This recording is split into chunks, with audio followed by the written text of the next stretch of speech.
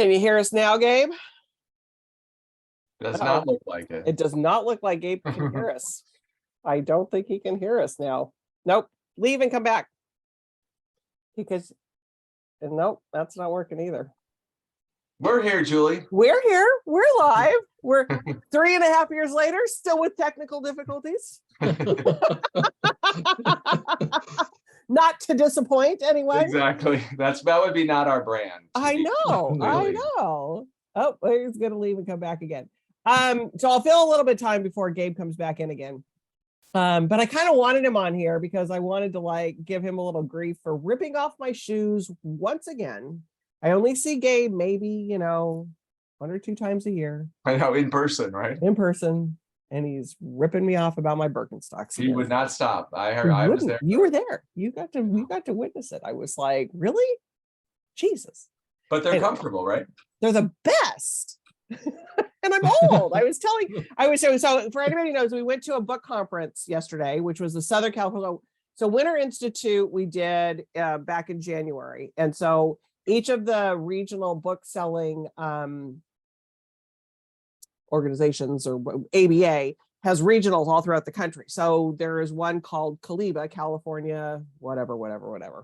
Independent bookstores. Yeah, Independent Book Association, I guess, is what the CALIBA thing sounds for.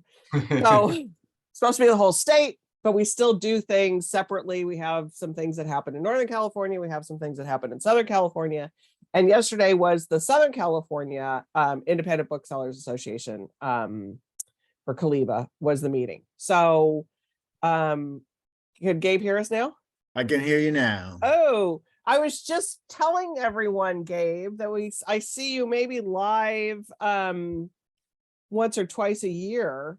And I'm explaining what CALIBA is the booksellers getting together, and you ripped me off on my shoes again. I mean, if you can call those shoes. I love you. Have you back. I won't mute him, you guys. I won't kick him out. I'm a fair trade here. So anyway, so CALIBA is for us to get together as a region. So we try to concentrate on authors and things that are local to Southern California. So met some great authors, had some good education. But it was fun because I got to see all 3 of these gentlemen yesterday in person, which was super fun. And they've got some really good announcements today. So it's going to be a fun one. Big day for everybody. So exciting stuff. So we may be talking about some things you've already heard about, but hopefully some new stuff too. So the order is going to be Steve, Tom, and Gabe. So Steve, take it away. All right. Well, it was the Pulitzers were announced today, and the Pulitzer winner for memoir biography is Wasu's Stay True. And I can't tell you how happy I am about this. I just love this memoir. It's beautifully written. It's poignant. It's tragic. It's heartfelt. It's all of those things. He was. It starts when he's growing up. He goes to college in Berkeley. I'll start there. He goes to college in Berkeley, and he meets a fellow who becomes his best friend. But they're also part of a group of who hang out together like you do in college. You find your group and you hang out and you do stuff and you talk about music and you have arguments about what bands are better, and this is the kind of thing that's going on. And then there's out of nowhere an unexplained act of violence just changes everything, and how he deals with it and how his group of friends deals with it is all part of this story. And the way he writes is, he, even though he's writing about something that happened in the past, he puts himself in the moment as he matures, and you can really see it in the writing, how he matures and thinks about things that happen, including this horrible thing that happens to his friend. So it's been out in hardcover a while, but it won't be in paperback until September. Oh, so get it Get it. now. You'll be, you know, I have one last thing, you know, I said this when it first came out, and I'll stick to it. This is the best memoir about grief that I've read since Joan Didion's The Year of Magical Thinking. Wow. To me, that, I mean, it's the writing, of course, more so than the actual incident that happens, but it's the internal process and how he deals with it. Yeah, and it's interesting coming as a friendship Hmm. grief.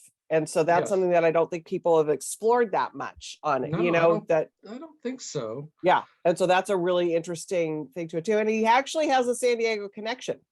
That's right. Oh, that's right. Yeah, so there is a San Diego connection in the book as well. So yeah, congratulations on that. So really, really happy for him. He was one of the ones we got to go to a pre-pub dinner with him in LA as we were coming out of the pandemic. Yeah. So thank you, Steve, for including us in that, because it was really special to meet him and talk to him. It was. He's wonderful. Really, person. really good He's a guy. So great I human would love being. for everybody to support his book. He's going to get lots of love now. So Yes. well-deserved love. Yes. So Tom, I totally agree about Stay True. I mean, Elijah loved that book so much. So it is so gratifying for books that we love to get the Pulitzer Prize seems to me like the big it's big the one. pinnacle. just because of the history of it. And so with that being said, you've heard me talk about Hernan Diaz's trust, and now I can talk about it again as a Pulitzer Prize winner, tied. Some years they don't give an award at all. Right. Some years they give an award to 2 books. So that's great. More love to spread around, as Gabe will tell you the other book. But Trust is the winner of one of the winners of the Pulitzer Prize for fiction today. So it's, I talked about it before. It's a book about telling stories in a certain way. It's also about the world of finance and money and whose story can we trust? So we have the novel. It's told in 4 different forms. The first section is the novel about this famous financier who's the subject of the book. Fictional, so it's a novel about him. He doesn't like that, so then he writes his response in the second part, unfinished. Third part is the woman who helped him write that, his own memoir, which he never finished. And then in the final section, we get the wife's diaries and the story of his wife. So it's ingenious, it's fascinating, it's moving, and it's not. I guess it shouldn't surprise us. All these books have been on 10 best lists. They've won. They're not like this. Trust was a long listed for the Booker Prize, but still, it's just so satisfying to see it win the award. The Pulitzer citation said this was how they described it: a riveting novel set in a bygone America that explores family, wealth, and ambition through linked narratives rendered in different literary styles. A complex examination of love and power in a country where capitalism is king. So I think it also books about capitalism. There just aren't very many of them today, and I think it used to be more common. So really excited. So it's out now in paperback. So go get it if you haven't read it. Great book. I was just going to say the exact same thing. Book. Right. Yeah, that was going to be my comment. That's So really much to good. discuss. So much to discuss. And Kim is on here saying that she loved Trust, such an interesting format with the way that, because you don't really know as you're going through. It's like, oh, wait a minute. Wait.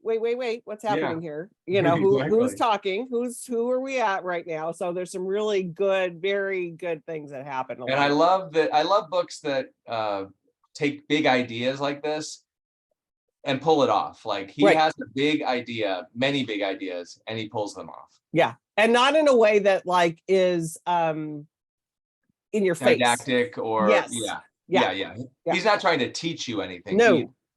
It's just kind of laid out there for you. Yeah, just brilliant.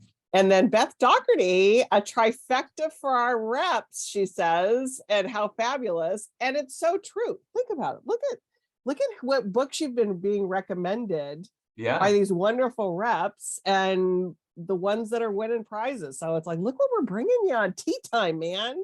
Pay attention. Pay Pay attention every attention. week. Pay attention, man.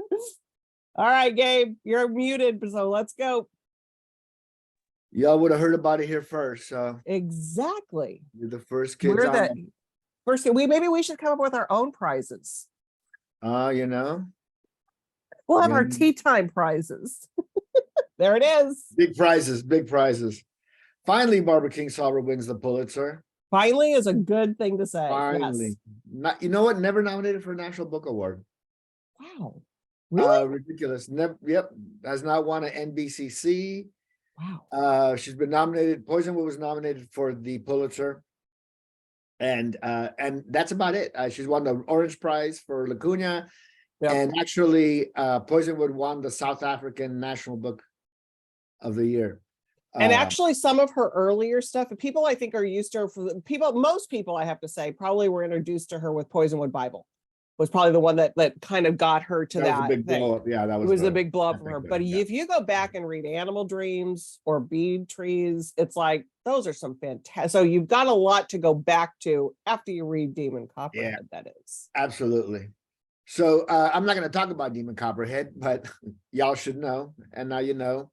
And I talked about it a while ago, and I told you before even Oprah picked it. Right. Not that we need Oprah's help, but you know that's and what is it like 3 out of the last 4 years, 3 out of the last 5 years. Ann Patchett won the Pulitzer for Dutch House. Louise won the Pulitzer. Yep. For There it is. the Night Watchman, and now Barbara Kingsolver. All my girls killing Your it. girls are killing it over at Harper, They're man. I'm killing sure they it. would be loved to be referred to as Gabe's girls. they Gabe's like to girls. call themselves Gabe's girls. Gabe's girls. People always joke about my posse of girlfriends. So it's Maybe always, that's the prize we should go up with. Gabe's girls prize. it's always funny. But I'm going to talk about Ashley Vann, When the Heavens Went on Sale. Since I got your attention, this is the book that goes on sale tomorrow. It was a book that was honestly overlooked by a lot of booksellers because it's about because I think it mentions Elon Musk, and he's persona non grata recently in certain circles because he's doing stupid stuff. But so Ashley Vann's investigative journalist. Ashley's last big book was the Elon Musk biography. 7-8 years ago, 6 years ago, sold huge, and because it was very well researched. So what we have here is a little further extension of that. It is a look at the new space program. It's a look at the new space race. It's a look at private entities participating in the space race. Plenty of our tax dollars are going to the space race because they're launching out of Vandenberg, which is the Air Force base. They're out of Houston and Cape Canaveral, which are NASA facilities. So what Ashley has done here is all of a sudden there's this, privatization of space travel and all these experimental rockets going up, manned up and down space flights. They've had a few celebs go up and down. What is the new space race looking like? What does it entail? What's good and what's bad about all of this? So this is, the kind of investigative journalism that is down to like minutia. It is years of digging for material and information and,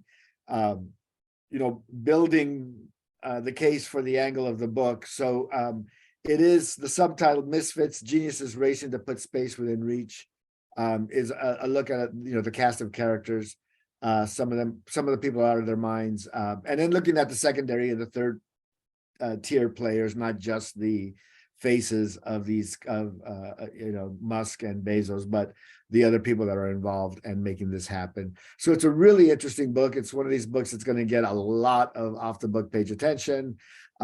Because it's just a really interesting topic. Space I just saw The Right Stuff the other day recently, and it's always fun to watch that. And my generation grew up watching, we'd bring the TV in and we'd see the splashdowns at school. And I remember having when Egos were new, I remember having my Eggo waffle watching the thing take off before I went to school. And there were events for us. And now it's a lot different. It's a lot more every day, but there's still something to this getting out into space and Getting out into spaces, but it's gotten so it's I don't know, the new thing though with these billionaires that are doing it though Yeah. just bugs me for Yeah, me too. it's just like it doesn't have, I don't know. Well, that's Hopefully, why hopefully she includes Musk especially as one of the misfits rather than the geniuses. you know, he will. It's one of those. I think that's why this book was a tough sell for me to get it into the stores, because I think a lot of people are like, these people are, you know, these spoiled kids that are. But there really is a practical application to all of this, and in some of that, there are going to be, you know, used for the common good. They're not just going to be. But that's that. the end I mean, result. we could get into. We should have a book club discussion about this. I swear to God. But that's where I have the issue with it, because it's kind of like what they call like super philanthropy, when billionaires get involved in stuff and can change the course of things. And it's like, do you really want these billionaires controlling what's going on up in space? Mhm. That's Right. where I've got. We've seen the unintended consequences of billionaires inventing things or making them. I mean, Right. Yeah. it's So fascinating it's subject. got some, and I mean, we all I mean- talk about not wanting the government. I mean, so the government not exactly has everybody's best interests at heart all the time either. It's a really interesting thing though, Yeah. because The it's like, billionaires own space. I mean, they're putting satellites up for telecommunications companies. oh, for satellite- sure. There's so much services. junk up there. There's so much junk up there. It's not even funny what's going That's on up another there. book, and that's some of that stuff's in here. That's And people, I don't think the average person doesn't really understand how much. I mean, that's where Bezos is all. That's where you think it's just the Amazon trucks coming to your house. That ain't where. There's that some ain't where space all- junk floating That around. ain't where all his money's coming from, people. All right, I get off my soapbox now. Okay, Steve, what's your next book? All right, well, switching gears completely. My next book, I love this Is- cover. Can I just stop you for a minute? yeah, This stop. cover is just fantastic. And for anyone who doesn't know, that's Picasso on the cover. Monsters by Claire Dederer. This is a very, I mean, this is a book that just begs conversation and thought.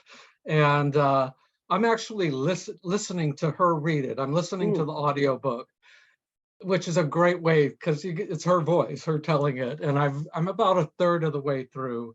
And she's just so, what she's doing here is she's, as a fan, she's looking at these men like Roman Polanski or Woody Allen or some others who have done monstrous things, and how it affects how she, because she keeps it personal, how she views their art, their movies. And, you know, she runs across people, she has arguments with people who say, well, you should judge the work just on itself. I mean, you know, Rosemary's Baby or whatever, Chinatown, whatever Polanski film, it should just be judged on its own. But one of the things she's so good at, or where I am in the book, she's talking about, you can't ignore it. It's always, once you know, it does affect how you view it, no matter, you know, even if you're trying to argue against it being that it should affect your appreciation of the work, it gets in there, you know, it's there. So it's a very thoughtful, she's really fair in how she talks about things. She's not after anybody or anything like that. It's really, you know, going back, you know, she talks a lot about Woody Allen and, you know, movies like Manhattan that she once adored, but now she can't watch, you know, and I don't know, there's so much.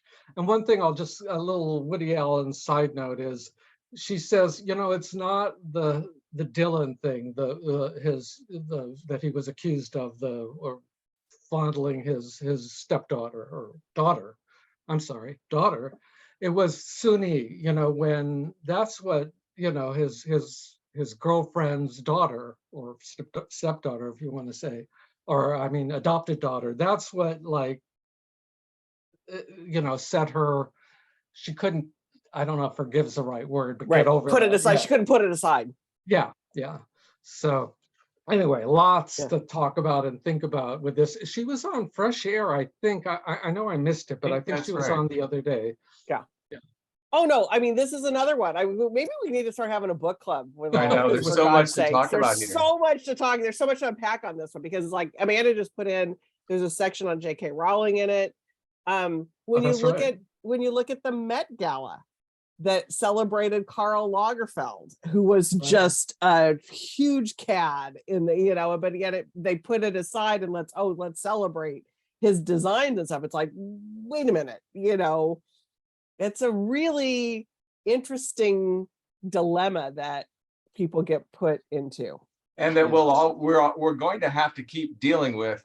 I mean, we should have been dealing with it before, but Right. Yeah. it's not going away. There are going to be no. more of this, Well, and I so- look at, I'm a huge Lord of the Rings movie fan, right? It's like my stuff that just lets my mind go. And every time at the end of it, I see Harvey Weinstein at the end of the, as one of the executive Yeah, producers. It's Shakespeare like, in Love's another one. I see his name, but and you just go, Right. "Ooh."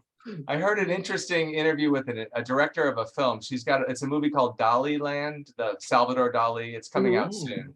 And it's in the cast is, I can't remember his name, but a young actor who is accused, has done terrible things since the movie was locked and made. So, but people are calling for her to, how could you leave him in the movie? And so she discussed all of that. But one thing she said that I thought was interesting, like her take on it was we put too much into people. Like the best of some people is their work. The lives are not their best part, but the work is the best of them. And so it just made me think. I hadn't thought about that. Like that's the work is maybe the only good thing about some people. Yeah, Anyway. but man, I don't know. It's a hard put aside. It's a hard And I was put just in the aside. Picasso Museum in Barcelona. oh, I was amazed, and I mean, Yeah. it was a revelation. But Well, yeah, I and did some of the think things about that like he- what a monster he was.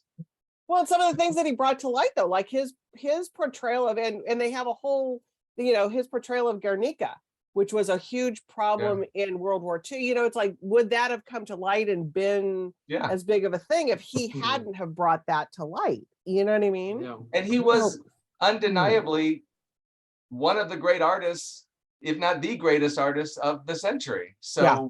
Yeah, I mean, he changed perceptions. I mean, he changed the art world and what it was and what is art. He really re-identified what art was. So he's absolutely important. But you know what? It's like what happens when Billie Jean comes on the radio now. Do you turn it up? Do you Yeah. turn it off? I think Amanda has a really good story about that she might tell at some point, but maybe not, about doing it at karaoke. And it's Yeah, like, we talked about "Ooh." that. Bold choice, somebody said. It's Bold like- choice. But these people Sorry, are Amanda. these people are out there. They're producing brilliant work. T.S. Eliot, a huge anti-Semite. And I Right. mean, Yeah. do you turn off your T.S. Eliot? I love T.S. Eliot. Yeah, Yeah. it's a really I mean, I have to listen to the audio, Steve, because the book Yeah. is so important. I mean, and I yeah. It really is, and she's such a good writer in how she presents it that makes it something special, to read. Other than like someone just voicing their opinion. Yeah, Right. I couldn't. Amanda's saying she's still embarrassed. Don't be embarrassed. Things happen. But I'm still going back to that cover. Such a brilliant cover. I Yeah. mean, it's just it is just it's so good, brilliant. It's kind of like naming the Prince Harry's book Spare was a brilliant move. yes. It's kind Yes. of in the same sort of vein as like Yeah. sometimes it's just nailed, and that's Yeah. it. Right. That's true. All right, Gabe. Tom. Tom, Oh, Tom. Oops. We were Julie, I talking know so I've much. been talking, but I haven't been talking about my books. we're all the same. We're all the So I same. got- We're live and going out of order. So because today is such a big day Pulitzer wise, and it's just rare that books, the publishers that I represent win so many Pulitzers on the same day. So Viking won 2 today. Beverly Gage's G-Man for for biography. Wow. And then also for nonfiction is his name is George Floyd. So I You?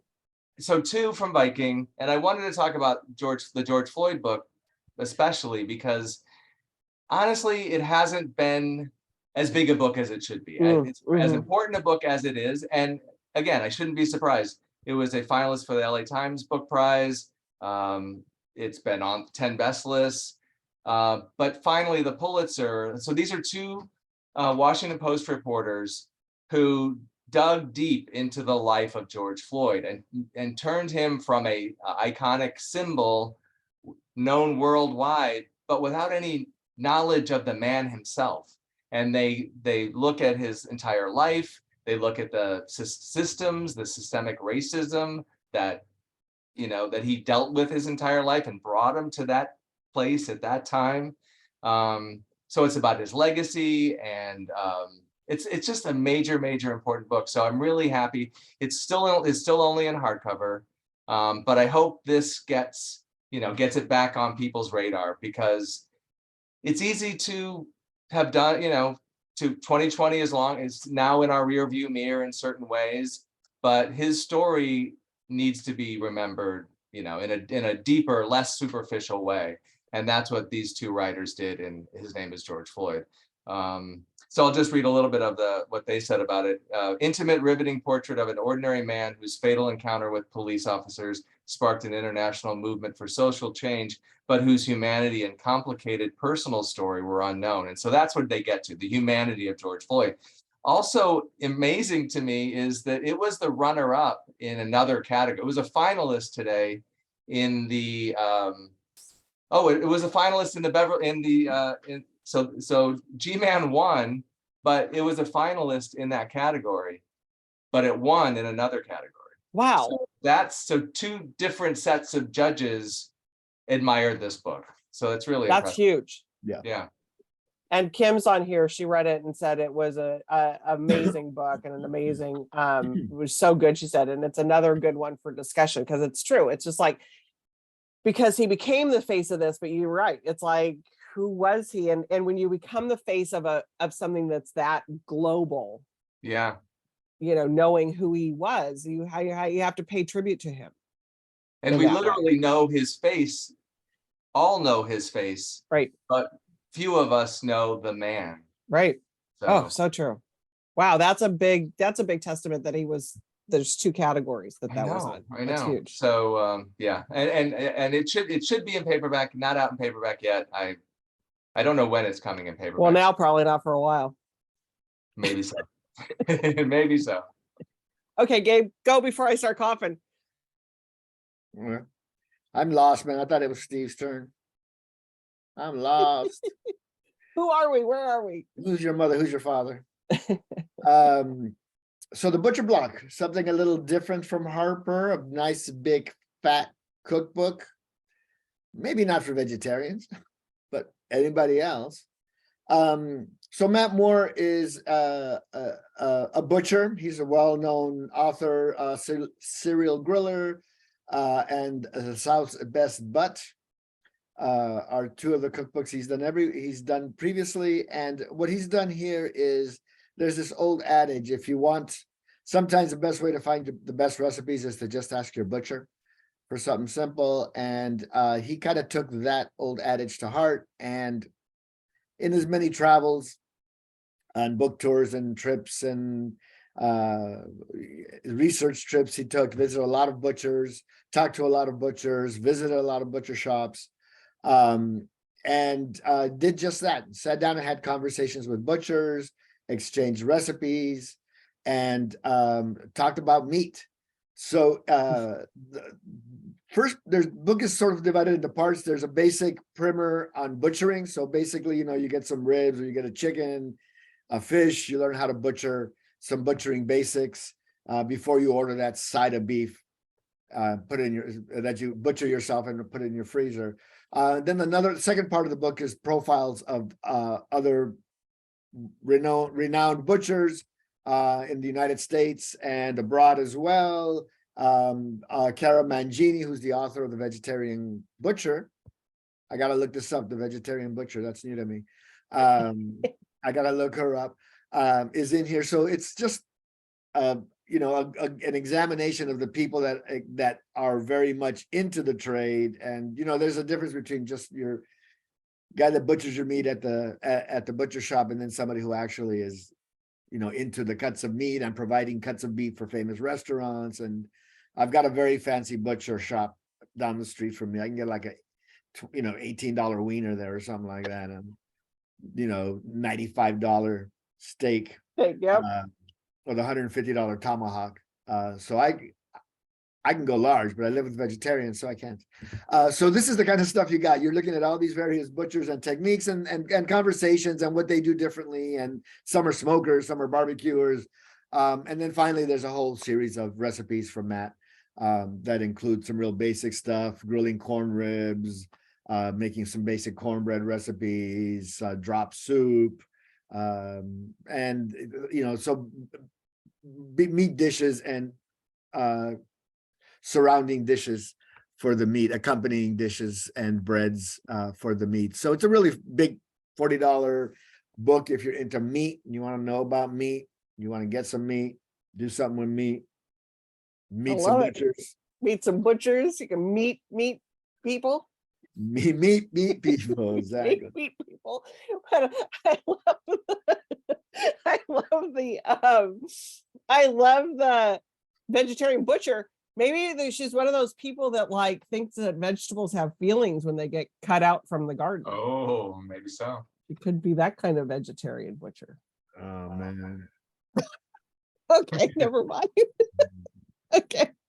I have to We're look- digressing. We took this from really a highbrow I know, Discussion, Pulitzer Prizes. Pulitzer Prizers, and we got down to meat and meat people. Slides of meat. I was like, okay, Steve, rescue us, please. All right. Well, I don't know how to segue. So, Oh, wait, Oh. before you start, Beth Doherty has a question for you on Gabe. Does the cookbook have any meat recipes, or is it just all about No, there's Sure. meat. there's just meat? There's meat. Yeah, there definitely meat recipes, and like I said, accompanying sides. You know, you gotta get a coleslaw if you're gonna have some barbecue and Okay. sauces, stuff Okay. like that as well. All right. And Amanda's correcting us on who the vegetarian butcher is. She's an expert on synthetic meat. Synthetic meat. So there we go. That's kind of how I feel about that. Mushroom based, I'm sure. Okay, sorry. So That's okay. Steve, let's All see. right. There again, no segueing from the meat. No segue. Coming out tomorrow from Oh, Tom Hanks. A new novel. It's actually his first novel. He did a book of short stories, I think 4 or 5 years ago, called Uncommon Type. Let's see, is that Yes, right? I think so, Uncommon yeah. Type, which was terrific. And Tom and I got to meet him at a book signing for this, and he's just so like down to earth, funny, Totally. great guy, really into history. He talked while he was signing books, he was telling us how much he liked to read history. So this book has a little, it's a novel, but it has a little bit of history in it, and it's in 3 parts. It starts out right after the Korean War. It's in a small town in Northern California, and a young boy, his uncle comes back from Korea, and he's in bad shape. The uncle, he was a flamethrower in the war, so he's got all this damage, and he comes into town like Marlon Brando in The Wild One, you know, a biker and just so rough and all of this, and he's been in trouble constantly since he got out of the army. So the first part is the young man meeting his uncle, and that's story. The second part is, I think it's in the 70s, when that young man, he grows up, he moves to Oakland, where Tom grew up, and he becomes a graphic artist. He starts writing graphic novels, and the big graphic novel that he writes is about this flame-throwing GI, his uncle.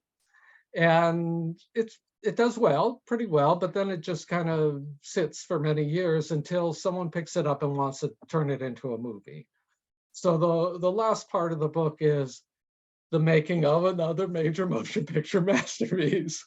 And he really wanted for people to understand all the dynamics that go on in making a film, on set and behind the scenes and egos and all of those different details. So that is the whole last part of the book.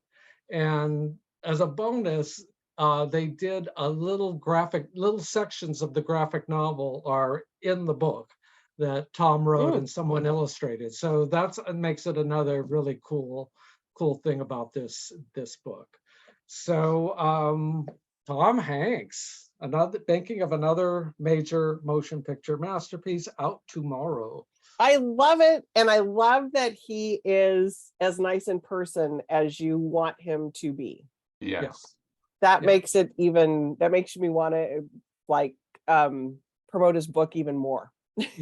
Yes, it's like that when they're also a nice human being. Yeah, no, it is, because there's some people that aren't, and it's just like, oh, take that book off the shelf for God's And he sake. comes out of Hollywood, which is well known for having not the nicest people. Well, Yeah.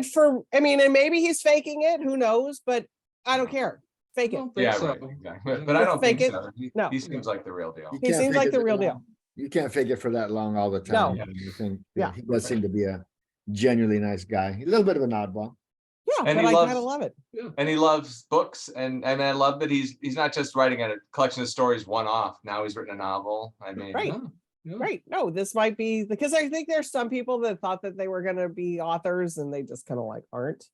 But it sounds like he's Sean kind Penn, of, maybe. Yeah. that's kind of my boyfriend. So Oh, I'm sorry. Sorry, went I for- take it back. I actually You went and for drinks Sean. I actually got to drink with Sean Penn. Sat next to him and got Oh, hammered on about 3 martinis. But that's a whole other topic. Oh, do Oh, yeah. tell. Gee, I know. It's like 1 martini Julie is okay. 2 martini Julie is really questionable. 3 martini Julie is like, that is So- just So what no. you're saying is Sean Penn is still talking about that. It might be. Yes. That story. Might I gotta be. tell you about this. Let me tell you about this crazy book selling lady that like don't go to lawyer. Or go to Lavoie. Or go to lawyer. Wonder why I can't get Tom Hanks. Hmm.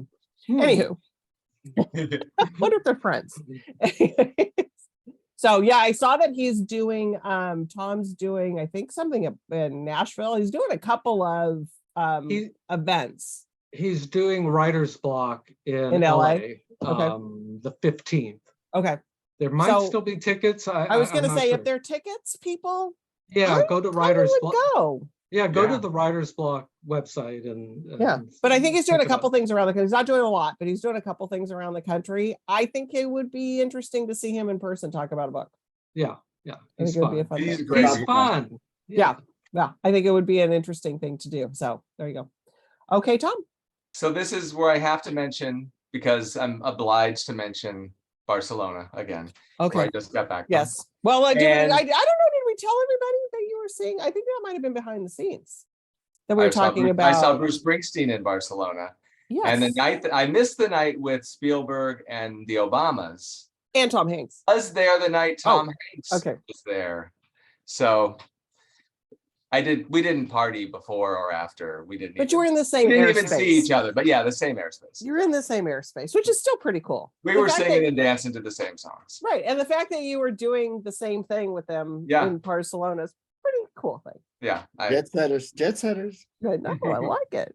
Who knew our booksellers were such jet setters? Exactly. Well, oh wait, should I talk about a book? Oh yeah, okay. I'll talk Well, about and also I wanted, before you go into this one though, don't forget Robbie, our friend Robbie, that I think I sent you the email that she loved. Oh, yeah. And I think maybe she's not watching live, but she's maybe watching this later. She loved Fiona and Jane. So you might I have loved to- hearing that. So I'm gonna I didn't have a Next chance week? today. Yeah, to come up Okay. with something to recommend on the heels of that. But that was, we love hearing that, of course. Yes. So Emily Henry, #1 bestseller. A Happy Place, been out for 2 weeks now, I think. And then her first hardcover. So Really? I did not know that. Yeah, they were the first three, right? There've been three, I Yep. think, so far. Yep. All paperback originals. And I somehow, I don't know why, but I associate her with Tea Time because the first one was, I think, the summer of 2020. 2020, I think so too. And, you know, we certainly had no idea what was in store for Emily Henry, and that she would explode even during that time. She was one of those authors that became a bestseller even in the midst of COVID. Right. So number one indie next pick. So booksellers love him. All indie booksellers love her. And it debuted at number one on the bestseller list in its first week. So time was Congrats on that. publishers have to gauge, like, is it time to put this author into hardcover? It was clearly time for Emily Henry. So it's about a couple, Harriet and Wynne, who are the perfect couple since college. But they broke up 6 months ago, but they have a close group of friends and they haven't been able to tell their friends that they've broken up. And then they go away together, still not having told their friends that they've broken up. So they're putting on this pretense. So, you know, the story unfolds from there. But it's everything. If you love Emily Henry, you'll love the new book. Reviews are fantastic. All the Goodreads reviews are so good. So she's she's just on a trajectory that will keep going. Yep. Straight up. So happy place, Emily Henry. Love it. And I noticed that you got rid of Barbara in your back shelf there. What happened to Barbara? She'll be back up. Don't worry. Okay. She fell down. All right. I was like, where's Barbara? Speaking of celebrities. But I'm glad you asked. I'm sure you are. Barbara should always be in the back of our Always should Or be the Barbara backup should be in the back. background. Respect Barbara. I love it. All right, Gabe. Take us home. I'm gonna take you home with an oldie but goodie. There's, I had a few paperback originals, Jamila Green, which I really liked coming out in paperback that I thought I could lightning round, and so many good books. But you know what? I love Ernest Hemingway. I grew up reading Ernest Hemingway. He was sort of a literary ideal as a kid when you don't know anything. You sort of go to what you know, and it's like the most. But I always had a payoff when I read. I always get a payoff when I read Ernest Hemingway. Short stories are amazing.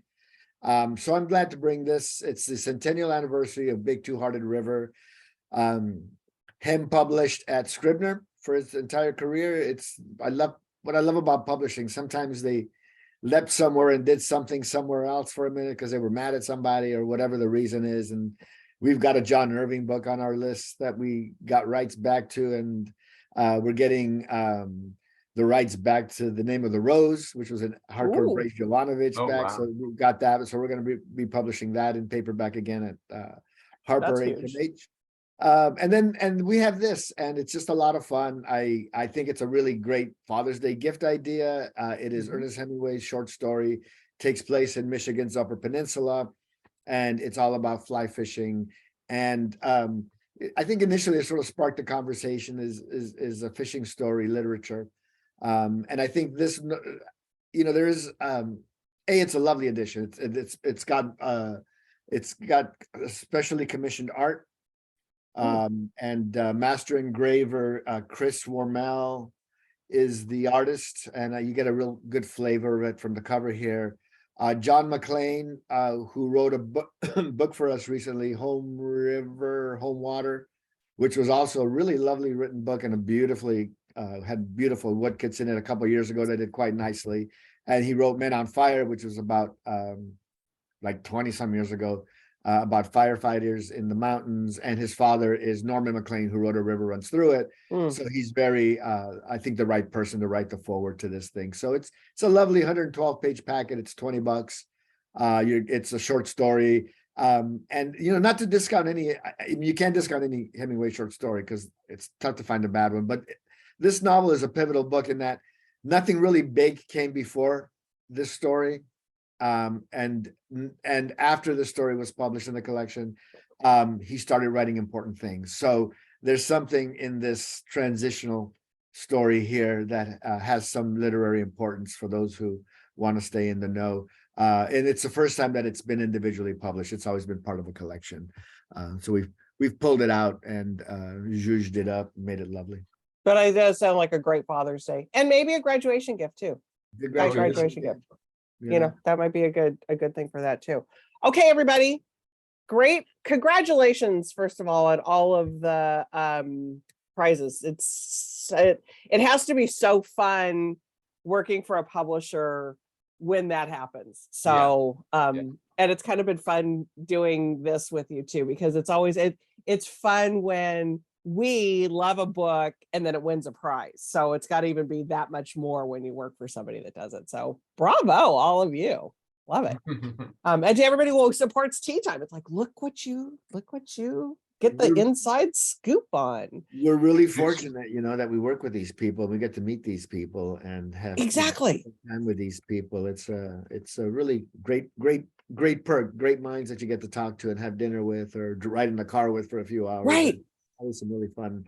And today's a good reminder of how privileged we are. Exactly. And I think we take that for granted a little bit, you know, Sometimes. because we do it, you know, you all have been inviting me to dinners with authors for 10 plus years. And it's just like, oh, you know, but it's just like, no, it's really a really cool privilege. So thank you guys and congratulations on all that.